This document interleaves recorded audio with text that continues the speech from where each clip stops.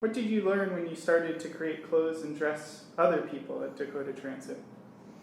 It was quite interesting for me when I started dressing other people, because as I was doing custom-made clothing, they would come in to my shop and they would see samples that I had dreamed up, and then they would relate to those samples. A little bit tighter here, a little bit less green there.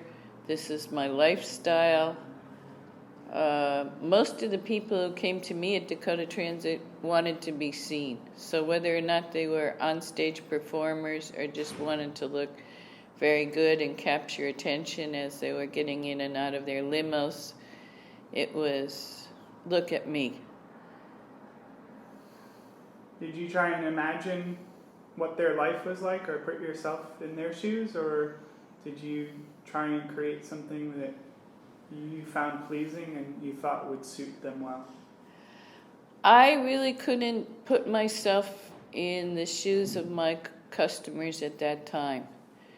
I'm kind of shy person, and they were all older, wealthier, flashier, this or that. But particularly for the musicians and the performers that I worked with, I needed to know how they moved. Understanding how someone moved was quite important to being able to design something, particularly at the point where I was working with snakeskin, which is a material with very little give. You have to tailor and cut it perfectly. And these guys moved around on the stage quite a bit, so watching them perform or watching tapes of them move was part of it, and then just watching their stance. They came in usually for several fittings during the process of the garment.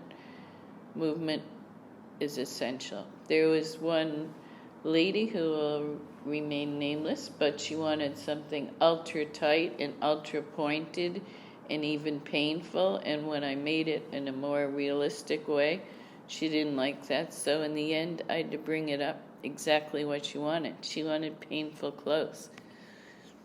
I was going to ask you who was your most exacting or demanding client. Would you say that she was, or can you think of someone else who?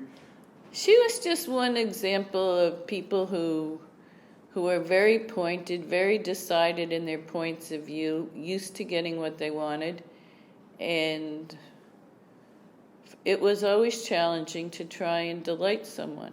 That's what I was there for.